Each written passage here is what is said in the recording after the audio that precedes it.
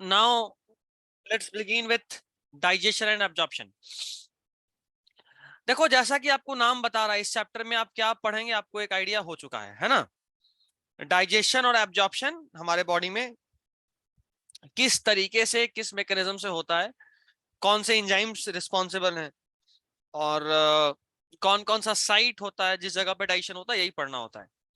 ये chapter NEET के लिहाज से बहुत ज्यादा इंपॉर्टेंट चैप्टर्स में से एक है, और कारण बड़ा सिंपल है। जैसा सेल में बोले थे, बॉटनी में सेल और जूलॉजी में डाइजेशन, ये दो चैप्टर से एनसीईआरटी के बाहर भी क्वेश्चन आ जाता है।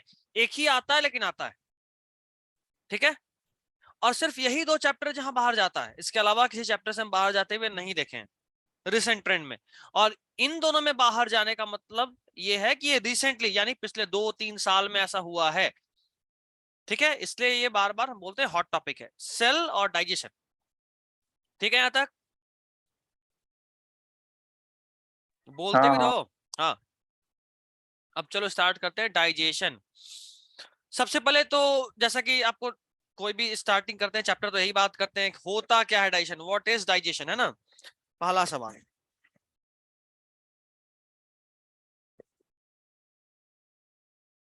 पहला सवाल तो यही कि डाइजेशन होता क्या है। तो digestion is break down of food into simpler absorbable form. देखो, दो बात, किसी चीज को तोड़ना और किसी चीज को डाइजेस्ट करना में फर्क होता है, एकदम अच्छे समझना है। किसी चीज को तोड़ना और किसी चीज को डाइजेस्ट करना में फर्क होता है, और बहुत बड़ा फर्क होता है। मतलब ये देखो, मेरा चार्जर है, प्लास्टिक का बना हुआ है, ये मेटल का है, अंदर में वायर्स मेटल का है। डाइजेस्ट करना यानी अगर ये आयरन का है तो इसको Fe एटम्स में कन्वर्ट कर देना, इस डाइजेस्ट करना। समझ रहे हो बात? ये आयरन का सब्सटेंस को Fe एटम में, मतलब जिस चीज से मिलके बना है उसको मॉलिक्यूलर कंपाउंड लेवल पे अगर आप अलग अलग कर दे रहे हो, एटम लेवल पे अलग अलग कर दे रहे हो, then you call it as digestion, ठीक है। और तोड़ना यानी देखो, ये दोनों मिलके बना था, इसको अलग अलग कर दी, अलग अलग इस बार भी किए हैं, बट ये ब्रेकडाउन है, डाइजेशन नहीं है। समझ रहे हो बात को? What is the basic difference between digestion and breakdown? बोलो, क्योंकि हमें दोनों का यूज है, इसलिए आपको दोनों में क्लियर होना है। Are you getting it? What is digestion and what is a breakdown of food? बोलिए। Yes sir. ओके, अगर ये चीज क्लियर है तो अब हम बात करेंगे स्टेप्स ऑफ डाइजेशन का। डाइजेशन कितने स्टेप्स में होता है? तो डाइजेशन 5 स्टेप में होता है। Digestion is done in 5 steps. सबसे पहले आप फूड इनटेक करते हो, है ना। सबसे पहले आप फूड इनटेक करते हो, उसके बाद आप जो फूड यानी जो आपने फूड इनटेक करा है ना, जो आपने फूड इनटेक करा उसको डाइजेस्ट करते हो। इसके बाद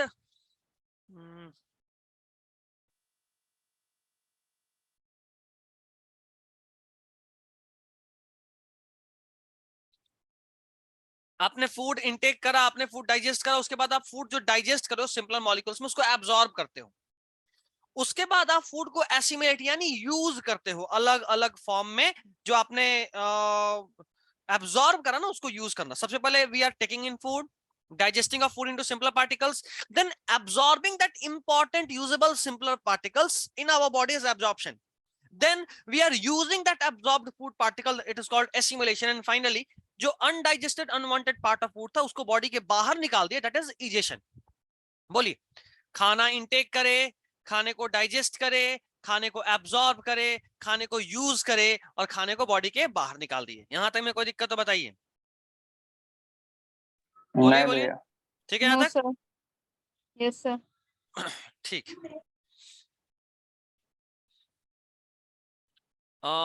नेक्स्ट पार्ट इज कि फूड का न्यूट्रिएंट्स क्या है, फूड का कंपोनेंट्स क्या है, ठीक है। फूड का न्यूट्रिएंट्स और फूड के कंपोनेंट्स का बात करते हैं। फूड में मेनली 5-6 कंपोनेंट होता है, ठीक है।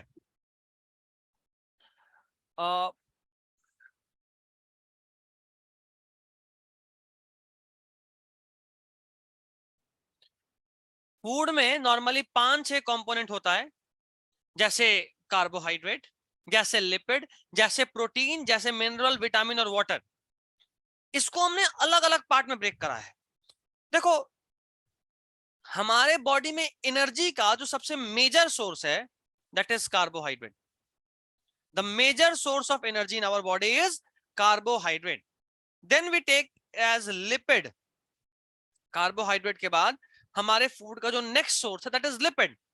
ठीक है, सबसे पहले कार्बोहाइड्रेट, कार्बोहाइड्रेट के बाद लिपिड। कार्बोहाइड्रेट और लिपिड को हमने नॉर्मली यूज करा है सिर्फ और सिर्फ एनर्जी के लिए, तो they act as energy source in our body, तो उनको हम लोग बोलते हैं ये एनर्जी गिविंग मटेरियल्स हैं। लिपिड का बकायदा डिफेंस में भी थोड़ा रोल होता है। हमारे बॉडी में जितने भी एंटीबॉडीज बनते हैं ना, इन एंटीबॉडीज में इस लिपिड का भी रोल होता है। समझ रहे हो यहां तक? बताओ।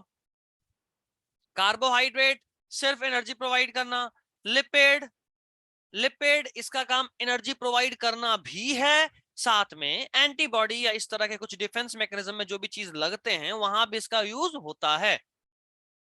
बोलिए, कोई दिक्कत यहां तक में? No sir. ठीक है, नेक्स्ट इज प्रोटीन। भैया लिपिड फिर से बताइए। लिपिड, लिपिड का हमारे बॉडी में दो रोल होता है। एक तो लिपिड हमें एनर्जी भी देता है, और दूसरा बॉडी का डिफेंस मैकेनिज्म। बॉडी के डिफेंस मैकेनिज्म में भी लिपिड का रोल होता है। लिपिड एक तो हमें एनर्जी भी देता है, दूसरा बॉडी के डिफेंस मैकेनिज्म में भी लिपिड का रोल होता है। एक सेकंड रुकना बच्चा लोग, ठीक है?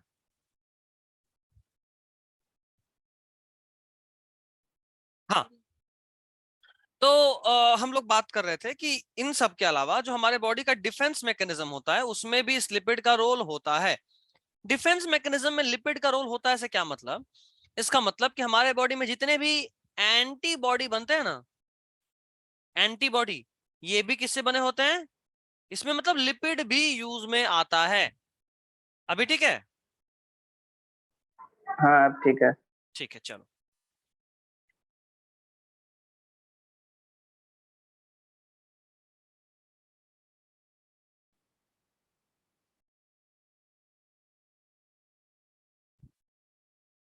अब बात करते हैं प्रोटीन का।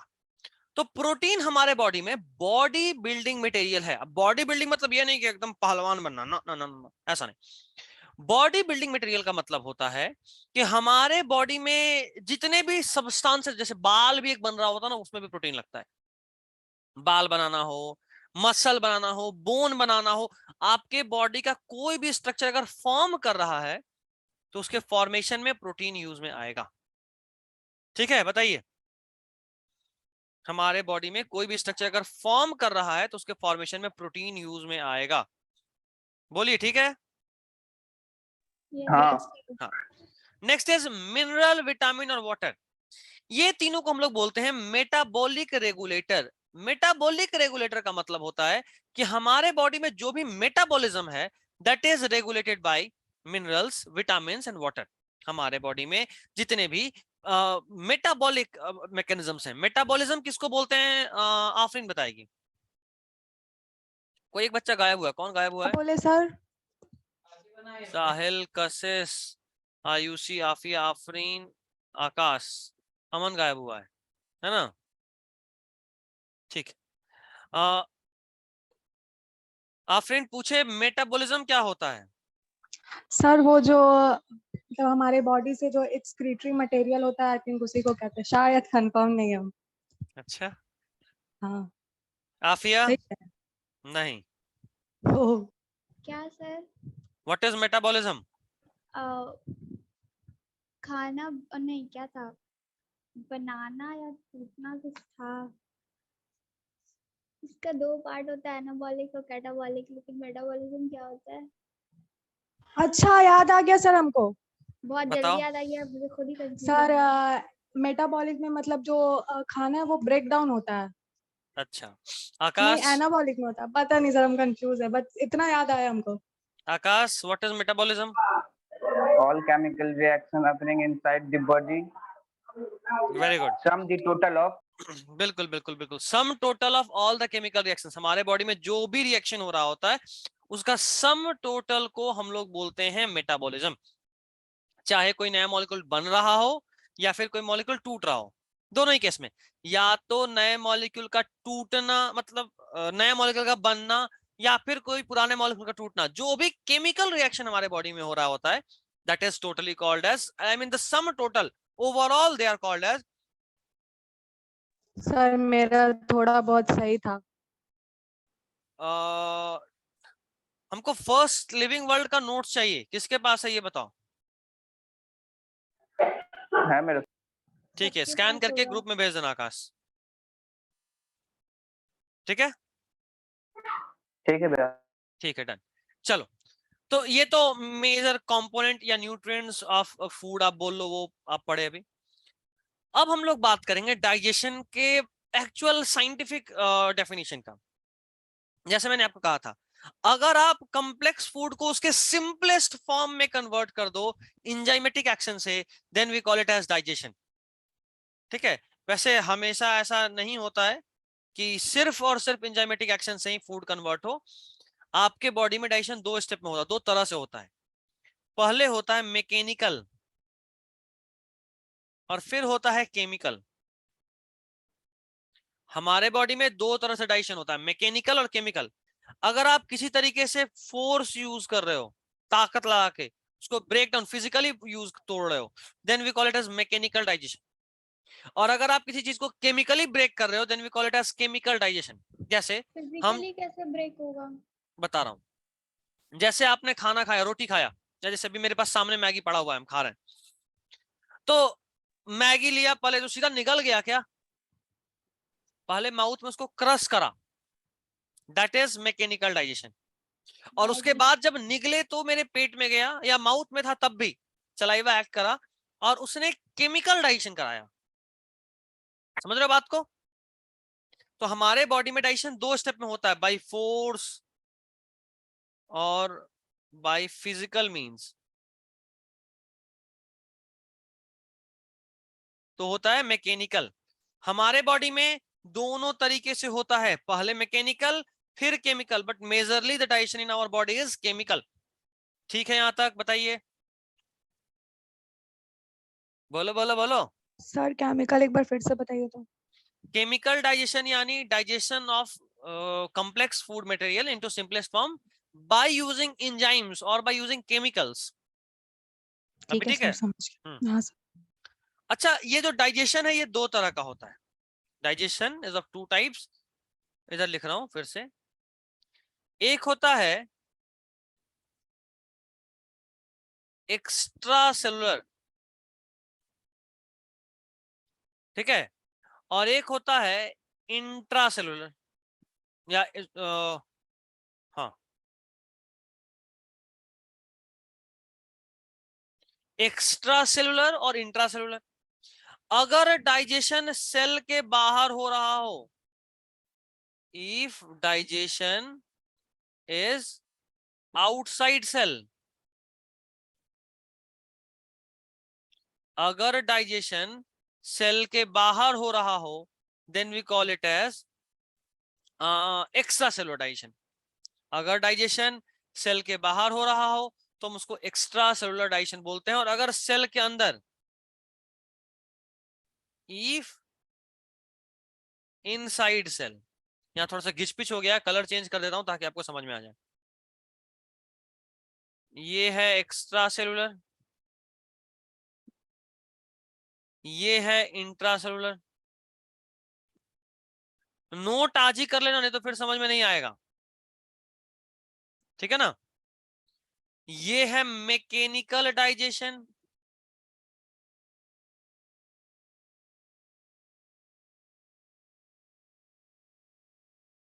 बाबा यार वाह, इसमें भी तो लिख ही सकते थे, इस पे ही लिख देते। खैर कोई नहीं, चलो। ये मैकेनिकल डाइजेशन और ये पूरा जो है ना वो केमिकल डाइजेशन ही है।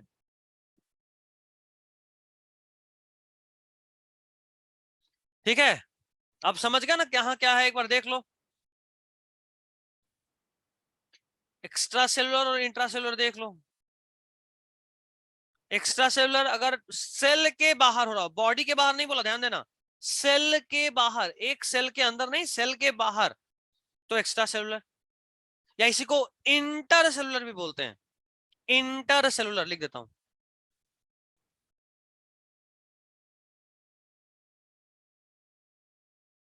और इंटर सेलुलर और इंट्रा तो आप देख ही लियो।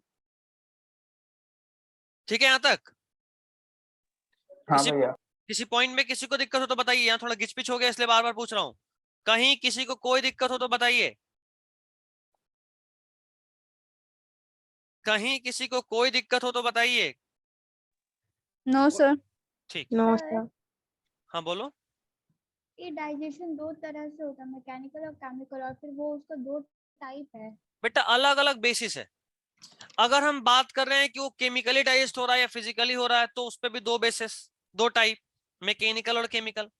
अब अगर हम बात कर रहे हैं on the place of digestion के हिसाब से बात करें, कहां डाइजेशन हो रहा है, तो फिर से दो टाइप, एक्स्ट्रा सेलुलर या इंट्रा सेलुलर। समझ रही बात? अलग अलग बेसिस पे अलग अलग टाइप है। समझी नहीं समझी आफिया? Yes sir. हाँ, अलग अलग बेसिस पे अलग अलग टाइप है। ये मैकेनिकल और केमिकल कौन से बेसिस पे है? On the basis of mode of digestion. Mode, किस मोड में डाइजेशन कर रहे हो आप, फिजिकली या केमिकली? ठीक। ठीक है। अब चलिए, अब बताना आप ही लोग, ह्यूमन में कौन सा डाइजेशन होता है, एक्स्ट्रा सेलुलर की इंट्रा सेलुलर? ह्यूमन में कौन सा डाइजेशन होता है, एक्स्ट्रा सेलुलर या इंट्रा सेलुलर? Extra cellular. मतलब क्यों? पता नहीं, लिखा हुआ है वहाँ पे। लिखा हुआ हो तो अलग है, हम समझा भी चुके हैं इसलिए पूछ रहे हैं। वो सेल के अंदर थोड़ी होता है, वो सेल ऑर्गन में होता है ना, मतलब सेल ऑर्गन सेल में होता ऑर्गन। है। आउटसाइड क्या द सेल। बोल रही हूँ, मुझे भी नहीं पता, सॉरी। वो सेल के बाहर होता है। स्टमक जैसा अगर हम ड्रॉ करें स्टमक, तो ऐसा ऑर्गन बनता है। सिस्टम बोल रही थी मैं, सॉरी। ऑर्गन सिस्टम भी नहीं होगा, नहीं पता फिर। ये स्टमक है। स्टमक का वॉल सेल से बना है, और स्टमक का जो बीच का पार्ट, ये खोखला रीजन है ना? यहाँ कुछ नहीं है, कुछ भी नहीं है, ये ओपन खोखला रीजन। तो ये जो मसल लेयर है इधर, इसमें सेल होगा, समझ में आता है, लेकिन ये खोखला हवा में सेल थोड़ा ना होगा। समझ रहे हो बात? और डाइजेशन इसी खाली जगह में हो रहा है, इसी खोखले जगह में हो रहा है, ना कि उस वॉल में। जैसे प्लास्टिक वाला बॉल 10 का 5 का आता है ना? वो जो वो अगर फट जाए तो पता चलेगा अंदर से खोखला है, अंदर में कुछ नहीं, हवा होता है ना? तो वो जो प्लास्टिक का बॉल है, जब बाहर से जो भी प्लास्टिक है, उसमें तो प्लास्टिक लगा है ना, उसमें प्लास्टिक से ही यूज करके उसको बनाए, लेकिन अंदर में, उस प्लास्टिक बॉल के अंदर में जहां हवा भरा है, वहां प्लास्टिक थोड़ा ना है। वैसे ही हमारा स्टमक बीच से खोखला है, वहां सेल थोड़ा ना है। डाइजेशन तो वहां हो रहा है जहां सेल नहीं है, सेल के बाहर हो रहा है। That is why we call the digestion in human is extracellular या फिर इंटर सेलुलर। इंट्रा नहीं, इंट्रा यानी सेल के अंदर हो जाएगा। ठीक है यहां तक? बताइए बताइए बताइए फटाफट, दिक्कत हो तुरंत यस बोलिए। सर। कोई हाँ दिक्कत भैया। किसी को? ना। साहिल, आयुषी, ये कशिश। ह्यूमन क्या लिखा हुआ है? No sir. ल्यूमेन उस खोखले जगह को बोलते हैं।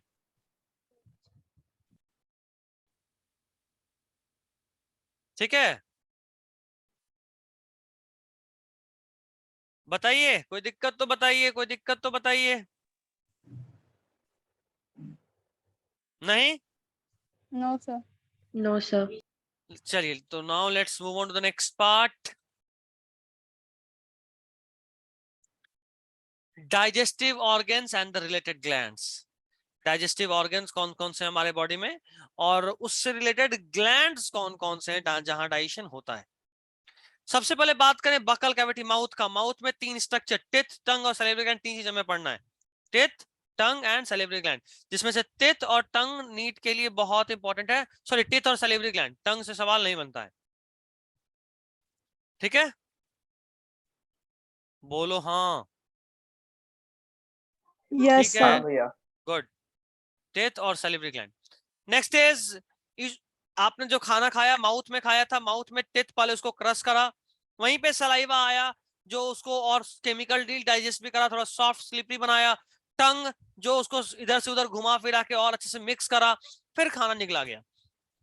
जब खाना निकलते हैं, जैसे मान ले मेरे सामने अभी मैगी हम खाए या लिट्टी खाए, थोड़ा भारी चीज खाए, क्या लिट्टी निकलेंगे तो सीधा मेरे पेट में धम से गिर जाएगा क्या? ऐसा होता है? नहीं। नहीं। तो फिर आप जो खाना खाए, अच्छा नॉर्मली हम बैठे हुए हैं, जो चीज अगर मान लो यहाँ से हम कोई चीज छोड़ेंगे और यहाँ पे मेरा पेट है मान लो यहाँ पे, तो धम से इस पे गिर जाएगा। तो अगर हम खाए कुछ तो धम से पेट में गिरना चाहिए।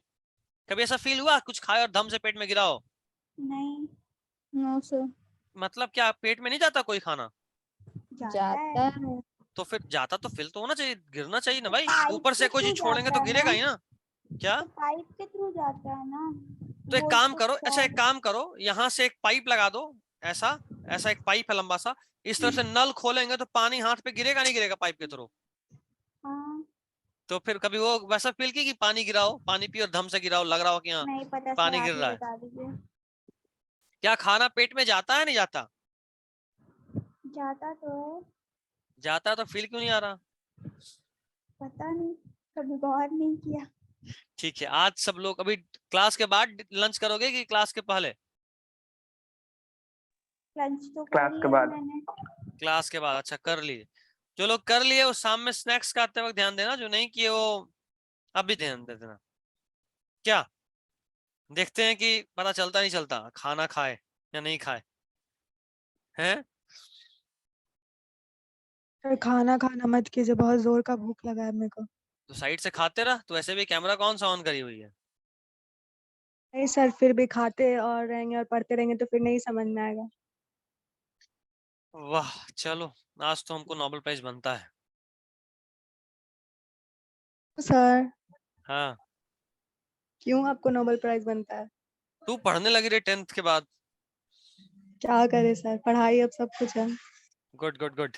चलो, तो हम जो खाना खाते हैं वो पेट में डायरेक्टली गिरता इसलिए नहीं है क्योंकि वो एक पाइप के थ्रू जाता है जिसका नाम ईसोफेगस है। और पाइप के थ्रू भी ऐसा नहीं जैसे पानी भरा हो, नहीं। जैसे मान लो ऐसा कोई पाइप है, ऐसा समझना, जैसे सांप खाना निकलता है वैसा एग्जांपल लेके चल रहे हैं। ऐसे एक पाइप है, आपने खाना खाया तो पाइप का जैसे मान लो कोई चीज निकले, तो यहाँ पे जो फूड पाइप है वो ऐसे बल्ज कर गया होगा जितना दूर खाना है, समझ रहे हो? ऐसा बीच में खाना है और ये ऐसे बल्ज करा हुआ है, और ऐसे एक वेव चलता है, देखो ऐसे इस तरह से, ऐसे सीधा आया जहां खाना वहां से उठा, उसको धक्का मारते हुए ऐसे थोड़ा फिर सीधा, ऐसे वेव चल रहा होता है। तो आपने जो खाना खाया वो एक वे, जैसे सांप देखते हो किसी चीज को निगलता है, फिर वो धीरे धीरे जाता बढ़ता है आगे, और जहां खाना पहुंचा हुआ होता है वो फूल जाता है। ऐसा कभी नोटिस करे? कभी देखा ही नहीं खाते हुए। कभी देखा ही नहीं, यूट्यूब में भी नहीं? नहीं। देखे हैं ऐसे।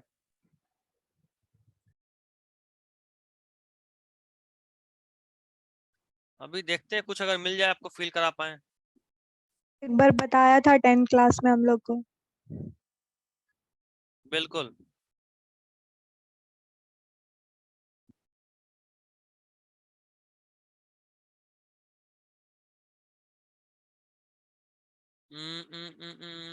कहीं कुछ मिले यार।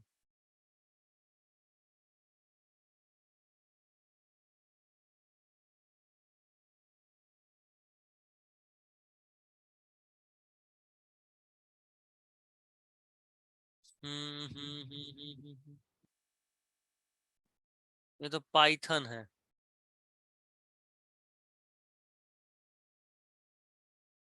यार लोग एक से एक पागल है यार। हम सांप कैसे खाता ये देखना चाहते हैं। शायद इसमें कुछ मिल जाए, देखते हैं।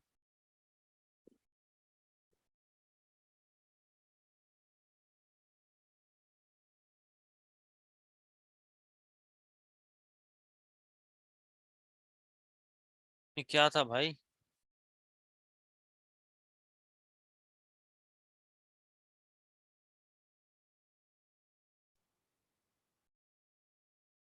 मेरा आवाज जा रहा है बच्चा लोग?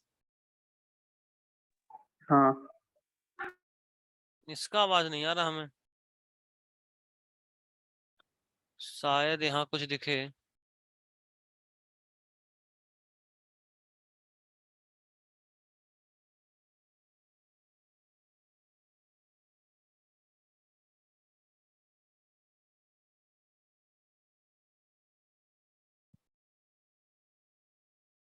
अच्छा, ये प्लास्टिक का चूहा बनाया है, ये भी ठीक है, लेकिन सांप शायद नहीं खाना चाहिए।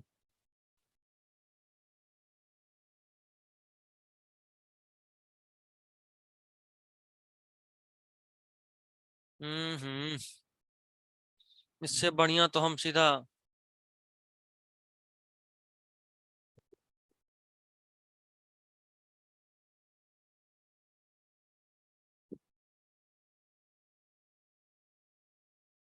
ये सही है, इसमें कुछ है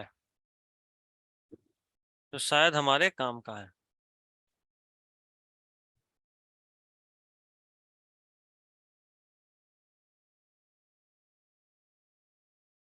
देखो, बहुत बढ़िया।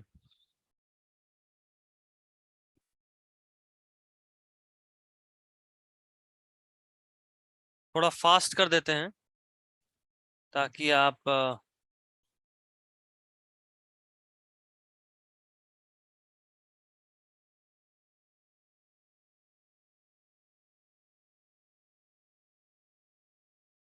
देखना, निगलने का प्रोसेस देखना मेनली। देख रहे हो जहां पे मेरा माउस दिख रहा है सबको, माउस दिख रहा है मेरा, मेरा माउस दिख रहा है सबको। हाँ हाँ हाँ देखो, जैसे जैसे ये निगलेगा निगलेगा तो ये ऊपर जहां स्वेल करेगा।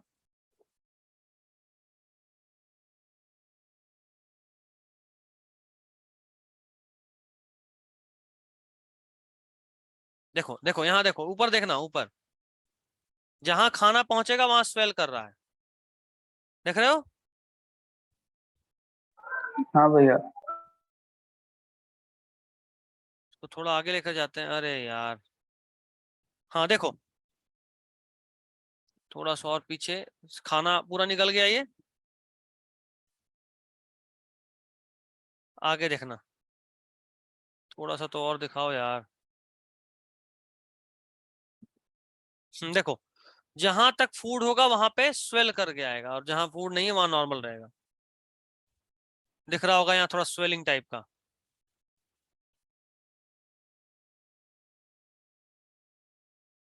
एक फ्रॉग खाया है, ठीक है, तुम देखोगे ये थोड़ा बड़ा है।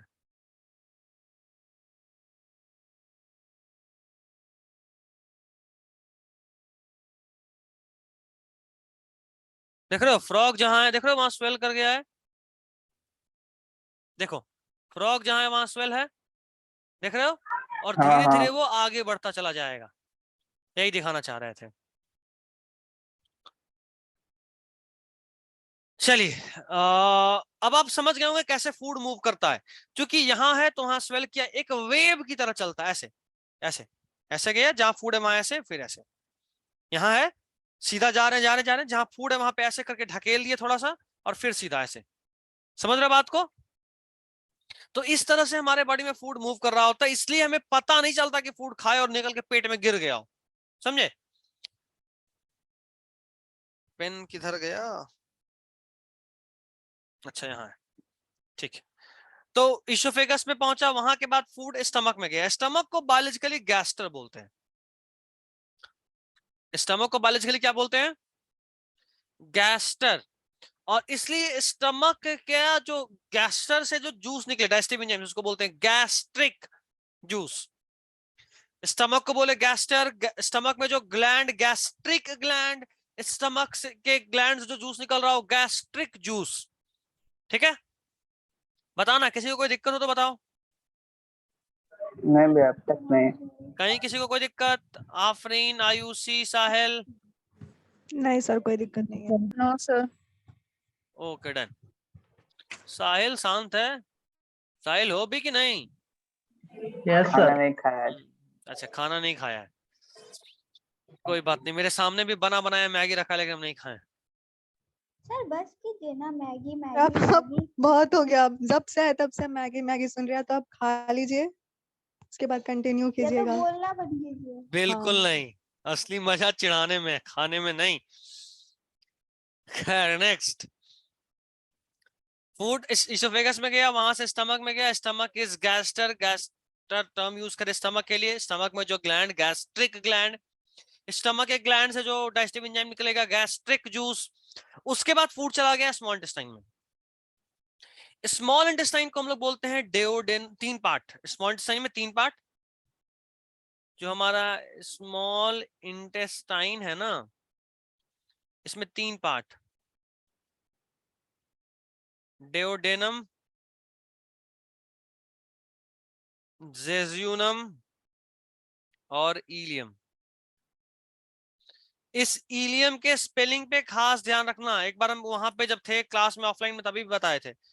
इलियम एक बोन का भी नाम है, और इलियम यहाँ पे भी होता है, ठीक है ना। इलियम एक बोन का भी नाम है और इलियम यहाँ पे भी होता है।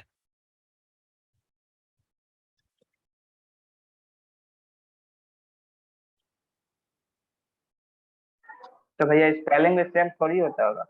नहीं, स्पेलिंग डिफरेंस है, तभी तो बोले स्पेलिंग पे ध्यान देना। यहाँ ILEUM है, वो एक तरफ है ILIUM, इलियम।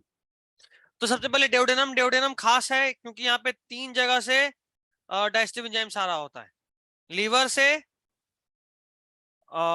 उसके अलावा पैनक्रियाज से, और स्मॉल इंटेस्टाइन का भी कुछ सिक्रीशन यहाँ पे आता है। सर बोलो।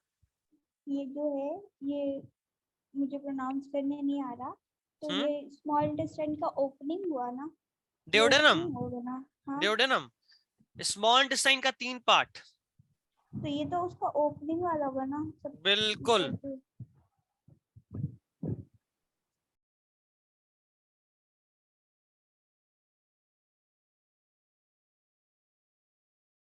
लेट्स हैव अ लुक, जहां थोड़ा सा क्लियर हो। यस, NCERT डायग्राम का बात करते हैं। ये इसोफेगस से आया, फूड स्टमक में गया, स्टमक यहीं पे खत्म। यहाँ पे देखो एक दिख रहा है, ये भी स्मॉल इंटेस्टाइन का पार्ट है, इसको बोले डेओडेनम। स्मॉल इंटेस्टाइन के बाद फूड इधर पहुंचा, इस आधे को बोले डेड्यूनम, ठीक है। और ये अंत पार्ट, इसको बोलेंगे इलियम। स्पेलिंग गलती लिखा है ILEUM, यहाँ L नहीं है, ये तो लिलियम हो गया, लियूम, लियूम हो गया, लियूम, इलियम, ठीक है। तो डेओडेनम ये पहला पार्ट, उसके बाद इधर का पार्ट जेजुनम कहीं है, हाँ देखो, ये देखो जेजुनम, और अंत वाला पार्ट इज इलियम। इलियम का स्पेलिंग यहाँ गलत है, देखो यहाँ पे बहुत समझदारी से इलियम ब्रैकेट में स्मॉल इंटेस्टाइन लिख दिया है कि ये स्मॉल इंटेस्टाइन का इलियम है, वैसे स्पेलिंग ही अलग है, तो इसका जरूरत नहीं बनता था। ठीक है बच्चा लोग, हाँ बोलो। भैया। ठीक है, उसके बाद फूड, मतलब डेओडेनम, जेजुनम और इलियम तीनों स्मॉल इंटेस्टाइन का पार्ट है, जहां पे डाइजेशन होता है, ये अभी आप जान गए।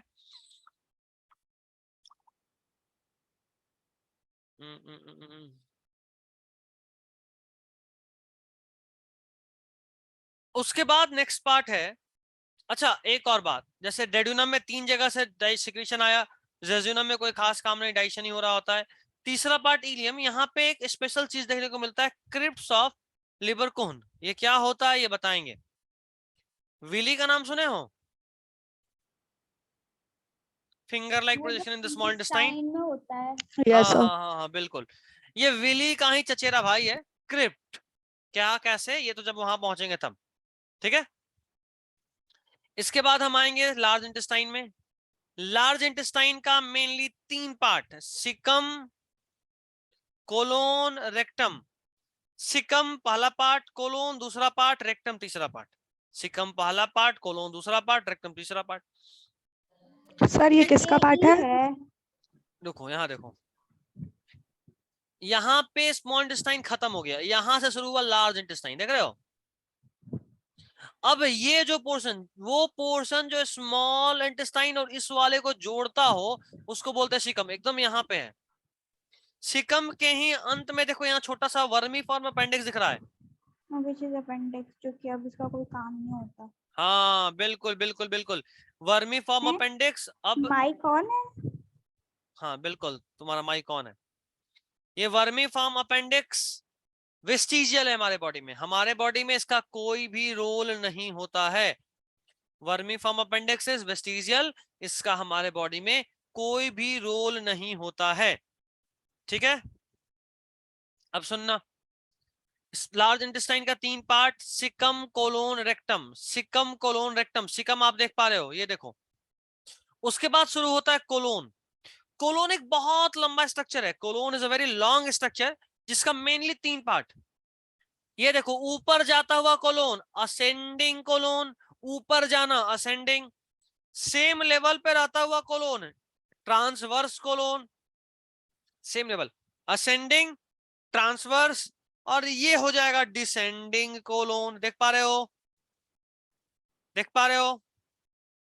बोलो बोलो हाँ बोलो। भैया। यस तो सर। सिकम हो गया, कोलोन हो गया, अब बचा रेक्टम। तो रेक्टम भी देख ही लो। सिकम और कोलोन के बाद जो तीसरा पोर्शन होता है उसको हम लोग रेक्टम बोलते हैं। जैसे कि ये देखो, यहाँ पे देख रहे हो, ये कोलोन यहाँ पे खत्म, ये जो है वो रेक्टम है, और नीचे में जो रेक्टम का ओपनिंग है दैट इज कॉल्ड एनस। अब बताइए यहां तक में कोई कष्ट परेशानी है तो बताइएगा। किसी को कोई भी कष्ट परेशानी हो तो बताइए। तो बच्चा लोग, अब हम लोग बात करेंगे बकल कैविटी के बारे में। ठीक है, बकल कैविटी नाम ही बता रहा है, बकल। बकल इज जो आपका माउथ कैविटी। वहां पे आपको नीट पॉइंट ऑफ व्यू से तो 3 चीज पढ़ना है, बट इंपॉर्टेंट 2 ही है, टेथ और सैलिवरी ग्लैंड। तो जैसे ही आपने फूड इनटेक करा, ये हम पहले स्टेप पे बात कर रहे हैं जहां इंसेजन का बात कर, इंजेशन, फूड इनटेक करे अपने बॉडी में। जैसे ही आपने फूड अपने बॉडी में इनटेक करा, 3 चीज से उसका सामना हुआ। पहला दांत, टेथ, जो उसको ग्राइंड करेगा। ध्यान रहे यहीं पे मैकेनिकल डाइजेशन होता है ना। हमने बात करा था 2 तरह का डाइजेशन, मैकेनिकल और केमिकल। मैकेनिकल वाला यहाँ, ठीक है, यहाँ पे मैकेनिकल डाइजेशन होगा सबसे पहले तेज से, और सिर्फ यही होगा। हमारे पेट में, स्टमक में कुछ भी मैकेनिकल नहीं होता। हम लोग को लगता है कि स्टमक ग्राइंड करता है, ऐसा कुछ ग्राइंडिंग नहीं करता वो। ठीक है, वहां जो होता है केमिकल डाइजेशन होता है।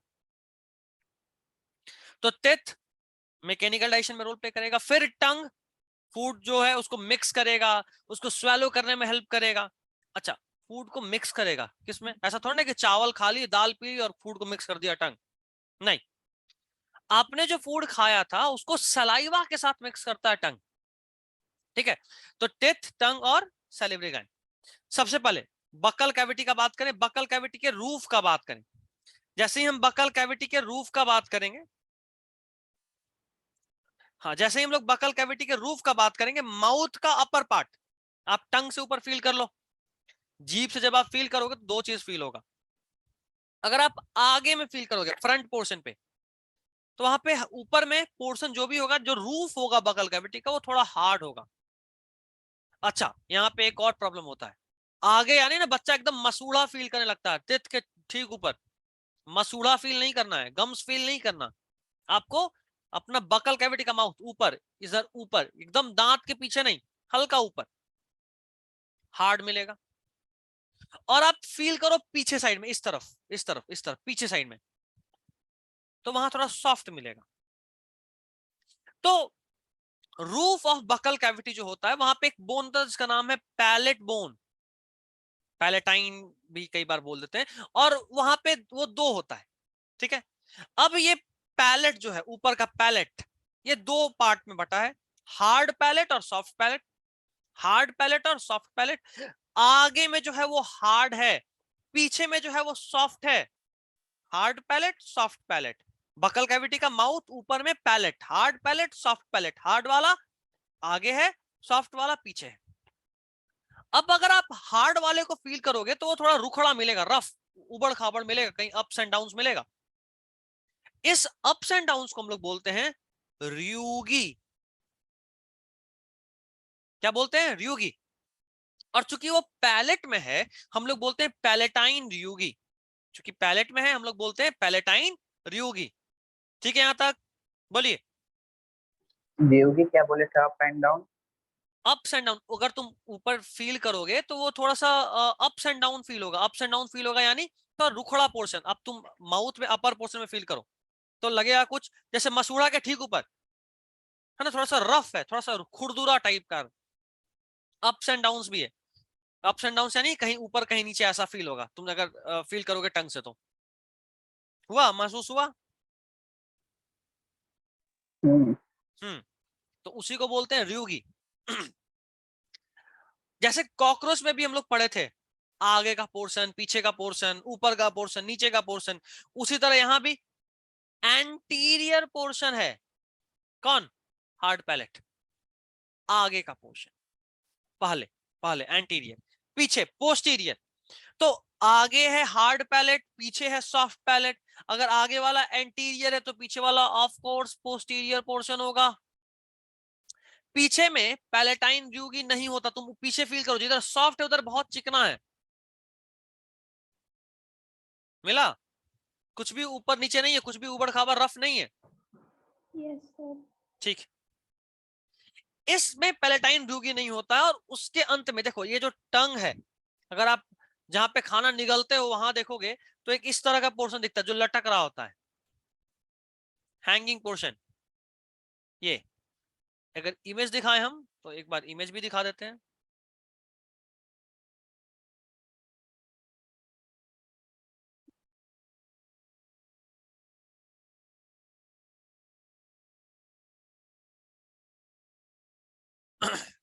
देख पा रहे हो?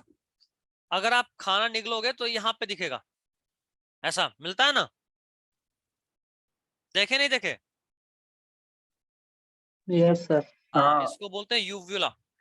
र्यूगी भी दिखाई देते हैं अगर मिल पाया तो।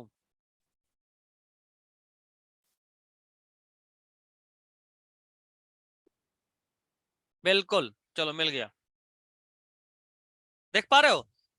आगे में ये दांत का ऊपर वाला, मतलब माउथ का ऊपर वाला पोर्शन है। देखो स्टार्टिंग में इस तरह से ऊपर खबर रफ दिखता है ऐसा, इसका काम मेनली ग्रिप बनाना होता है। ये पैलेटाइन र्यूगी, यहाँ पे थोड़ा हार्ड होता है। पीछे साइड में इस तरफ सॉफ्ट है, देख रहे हो, चिकना है और सॉफ्ट है। समझ में आ रहा है? ये और अच्छा डायग्राम है, देखो, आगे में रफ, ऊपर नीचे, पीछे में चिकना, यही है सॉफ्ट पैलेट, यही है हार्ड पैलेट। ये हार्ड होता है, ये सॉफ्ट होता है। यहाँ पे उबड़ खाबड़ दिख रहा है, इसको पैलेटाइन र्यूगी बोलते हैं। पोस्टीरियर रीजन में र्यूगी नहीं मिलता है, आगे वाला एंटीरियर, पीछे वाला पोस्टीरियर। अब बताओ कोई दिक्कत है तो? नहीं। ठीक है, यहां तक सब कुछ क्लियर? बताइए, कोई कष्ट परेशानी तो नहीं मेरे। नहीं? ठीक, अब आते हैं दांत पे। ये तो बकल कैविटी का बात कर ली। दांत, दांत एक पथरीला चीज है, स्टोनी स्ट्रक्चर है जो कि सॉकेट में होता है। अगर तुम वो भी इमेज देखना चाहो तो देख लो।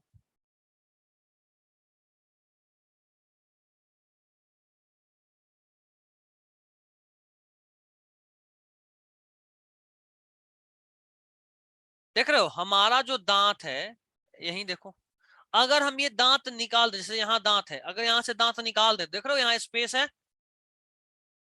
ना? इसी को सॉकेट बोलते हैं। अगर हम कभी दांत कोई निकलवाया हो तो वो फील करा होगा, वहां पे स्पेस होता है। अगर आप दांत निकलवा ली तो स्पेस खत्म, मतलब वो स्पेस दिखेगा, बाद में वो भर जाता है, बाद में खत्म होता है। ये है सॉकेट। तो हमारा जो टिथ होता है वो सॉकेट में होता है। दांत ऐसे भी निकल सकते हैं, जैसे मान लो ये माउथ है, ठीक है, ये जॉ, दांत अगर एकदम ऊपर से निकला है ऐसे, ये एक अलग तरह का डेंटिशन है, अरेंजमेंट ऑफ टिथ है। ठीक है, कई बार दांत ऐसा होता है, जैसे ये अगर माउथ है तो थोड़ा ये ऐसे नहीं दिखेगा, ऐसे बनाता हूं यहाँ, ये अगर जॉ बोन है तो दांत ऐसे निकला हुआ, ऐसे।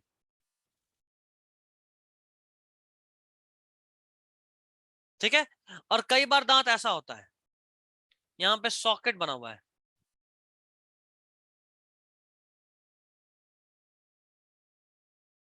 तो ये वाला सिस्टम हमारा होता है, ये फिशेज में मिलेगा इस तरह का।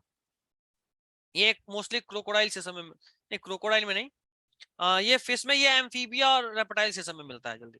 क्रोकोडाइल में नहीं, और ये हमारे में होता है। अच्छा, बर्ड्स में कौन सा होगा इन तीनों में से? कौन बताएगा हमको? कशिश बताओ तो, बर्ड्स में कौन सा मिलेगा? बर्ड्स में नाम लिख दें एबीसी ताकि थोड़ा आसानी हो। बर्ड्स में कौन सा मिलेगा? ए वाला, बी वाला, सी वाला? आई थिंक सर ए। अच्छा, कौन से चिड़िया में तुमको दांत दिखा था ये बताओ। पता नहीं। पता नहीं? किसी चिड़िया में दांत देखी है? नहीं। तो फिर तुक्का, सर पूछ दिए तो होगा ही होगा। Yes sir. ये सब नींद तोड़वाने के लिए सवाल होता है।